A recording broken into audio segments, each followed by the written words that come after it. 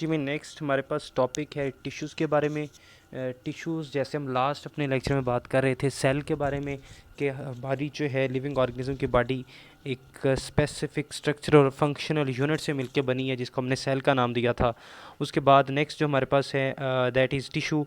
Tissue हम कहते हैं जब एक जैसे सेल्स इकट्ठे हो जाते हैं तो उन एक जैसे सेल्स के क्लस्टर को, एक जैसे सेल्स के ग्रुप को, उसके गुच्छे को हम नाम देते हैं टिश्यू का, जो कि एक स्पेशल एक ख़ास फंक्शन परफॉर्म करने के लिए रिस्पॉन्सिबल होते हैं।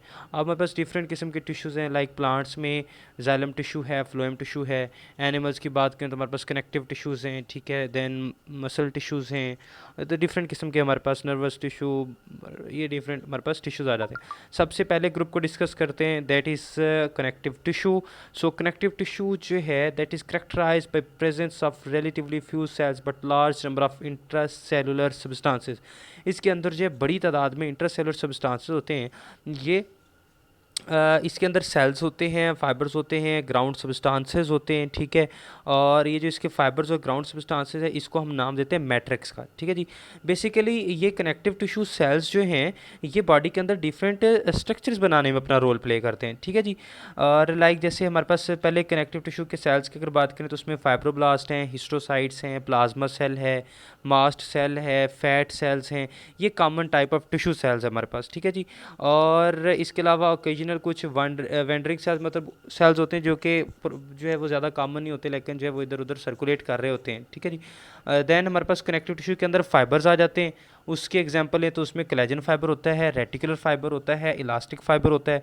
देन ग्राउंड सब्सटेंसेस आ जाते हैं कनेक्टिव टिश्यू के। ग्राउंड सब्सटेंसेस की अगर बात करें तो इसमें प्रोटीन आ जाती हैं, ठीक है। और प्रोटीन पॉलीसेकेराइड्स के साथ मिलकर कॉम्प्लेक्स बनाती हैं जिसे हम प्रोटियोग्लाइकन कहते हैं। इसके अलावा प्रोटीन और ग्लूकोज का कॉम्प्लेक्स होता है जिसे हम ग्लाइकोप्रोटीन कहते हैं। वाटर है, साल्ट्स हैं इसमें। और इसके अलावा जो है प्रोटियोग्लाइकेंस के साथ जो है hyaluronic acid, chondroitin sulphate C, dermatan sulphate, keratin sulphate, heparin sulphate, ये इसके अंदर डिफरेंट सब्सटेंसेस मौजूद हैं। सो नेक्स्ट हमारे पास जो टाइप है टिश्यूज़ में वो है एपिथेलियल टिश्यूज़। एपिथेलियल टिश्यूज़ जो हैं ये बॉडी की कवरिंग पर मौजूद होते हैं। हमारी बॉडी की जो कैविटीज़ खाली जगहें होती हैं बॉडी में, जो ट्यूब्यूल्स हैं, ठीक है, उसकी इनर लेयर पे ये मौजूद होते हैं, उसकी इनर लाइनिंग को ये कवर करते हैं, ठीक है जी। And it is also found in glands, ये ग्लैंड्स में भी मौजूद होते हैं, ठीक है।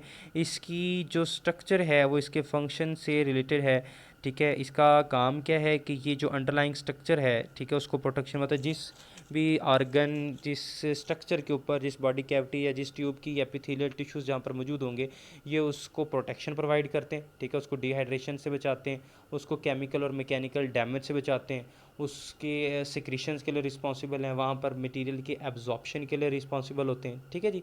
और फिर इसके अंदर जो है डिफरेंट किस्म के इंट्रासेलुलर सब्सटेंसेस होते हैं जिसको हम नाम देते हैं मैट्रिक्स का। इसकी दो टाइप्स हमारे पास सामने आती हैं, simple epithelial tissues and stratified epithelial tissues. तो सबसे पहले सिंपल एपिथेलियम में ये single layer of identical sales, एक जैसे सेल्स की बनी हुई एक सिंगल लेयर है, लेकिन ये फर्दर आगे फिर इसकी 4 टाइप्स आ जाती हैं। ये किसी चीज़ की एब्जॉर्प्शन को, किसी चीज़ को जज़ब करने या कुछ खारिज करने के लिए ये रिस्पॉन्सिबल है। देन स्ट्रेटिफाइड एपिथेलियम आ जाती है। स्ट्रेटिफाइड एपिथेलियम में एक मुख्तलिफ शक्ल के सेल्स की जो है ना वो डिफरेंट सिवरल लेयर्स से मिलकर ये बनी हुई होती है, ठीक है। इसका काम ये होता है कि ये प्रोटेक्शन प्रोवाइड करती है। इसके नीचे जो लेयर है, इसके नीचे जो भी स्ट्रक्चर है ये उस स्ट्रक्चर को प्रोटेक्शन देती है, जबकि सिंपल एपिथेलियम क्या काम करती है, किसी चीज़ को जज़ब करने या किसी मादे के खारिज होने का बायस बन रही थी। और स्ट्रेटिफाइड एपिथेलियम कि ये इसके नीचे जो भी ऑर्गन है, जो स्ट्रक्चर है, ये उसको प्रोटेक्शन प्रोवाइड करता है।